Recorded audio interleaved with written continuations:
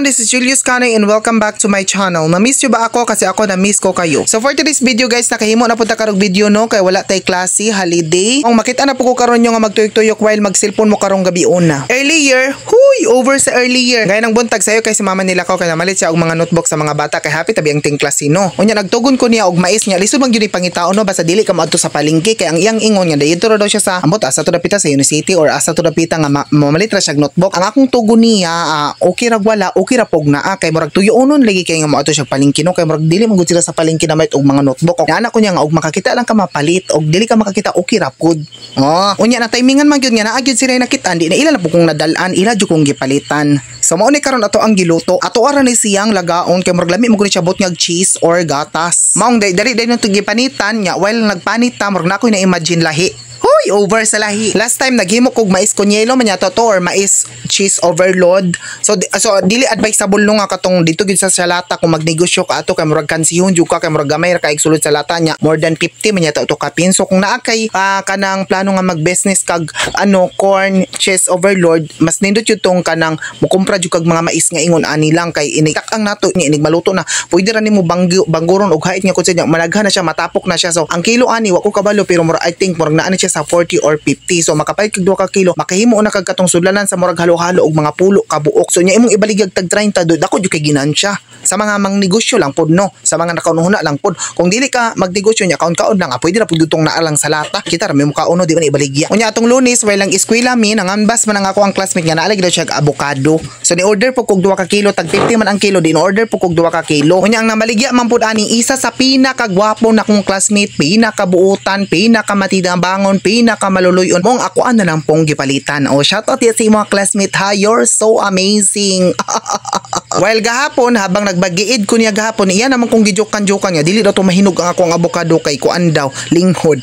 Unya karon naka-timing man ko di akong gabrihan niya ati ko nagid kay siya no, sungugon gyud ay siya naa nagid ay hinog. Lami gyud kaayo mo ni ang iyang variety siyang avocado malagkit. Avocadong pilit-pilit kay di ay malagkit. Pero ang iyang pagkahinog dili siya dungan tanan kun dili inam-anam. Nindot pud siya kay dili mo makaon tanan at least dili malata.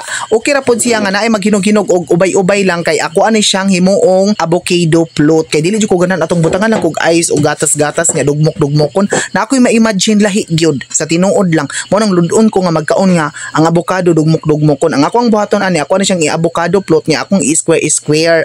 Mura gyapon siyang mangga. Mo ni akong gibuhat karon ako alang gipanitan nga nagwa pug asukar ako ang giparisan nya lami kaayo. Ngani akong gusto nga kaon nga magkaon og avocado dili kay katong murag naay mga gatas-gatas nga dugmokon siya. Kani gwapo ni siya fresh. Pag man mo panit ituslo ang nimo asukar nya magkaon-kaon ka ba nga kanang murag ug kang naglingkod lang sa lantay nya habang nagtan-aw sa panahon nga perting hangin na. Grabe jud ka palid ako mga hinay-hay nga nang laba ko gayna murag wa nauga sa init nang nauga sa hangin pero tuan ang lupad sa laing balay. Pag man to ka og avocado ato din tong gibalikan og tan-aw to atong gitak-ang nga mais gayna nya tama-tama pod pagtan-aw nato luto na siya. Ato din gidali uhaon kay mga unata. Timing pud pagkaluto mo pag-abot ni papagikag ubos. Lingaw gyud mig kaon aniron, lingaw gyud mig pang-os anirong maisa niron nya parisan na og gatas og cheese. Sa mga gusto magnegosyo og cheese corn overload, mao ni siya ang ingredients. Una mais, bot nga nimo quick melt, star margarine, Alaska og margarine. Mao ra na siya ang kanang kuan ingredients. Nya pagkahuman mo tuyok-tuyok din ta kay mga naman tano. So ang atong parisan natay cheese. Apod tay milk. So mamili taon sa atong ipares. So tilawan nato without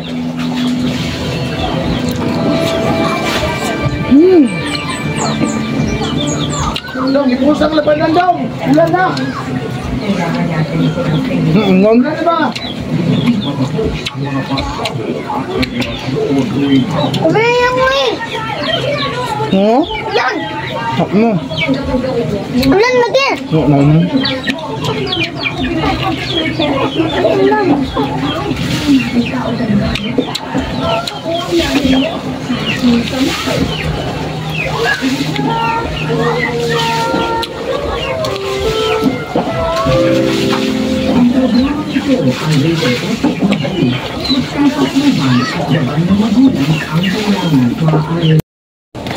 Try na tubot yan na itong cheese. Biniging maritig na dalahin ko. Yeah.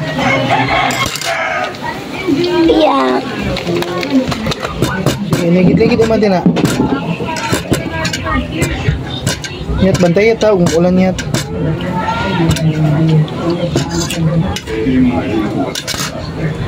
Oh! Wala ba makain ni ulan? Ang ulan na po.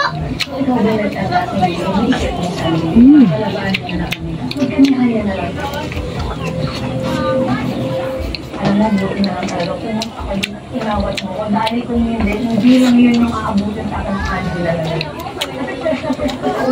Ano yung mga pinag-aagawa nila ng tayo na tayo yung bagong. Alam ba nila? At saka buti na rin ikaw ang dahil kung kasi yun, nakakahirap. Ayoko naman makita niya na gano'n ako. Tapos mag-gano'n siya sa akin, di ba? Nagkalit ko sa akin yung kasabunan ko dyan, kung ano yung maksama kanila. Magdi-disappoint sa akin. Kadadala niyo naman mo kung maraming bodyguard. Ano ba? Ang tiyak.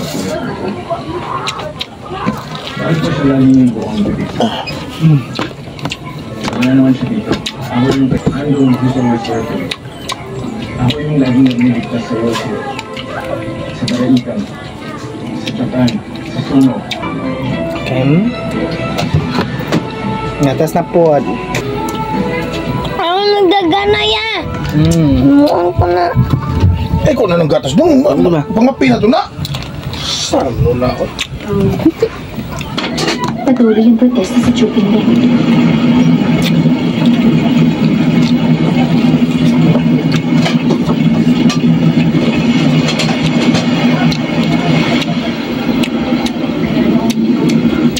Itigil ang demolisyon. Pa! Thank you!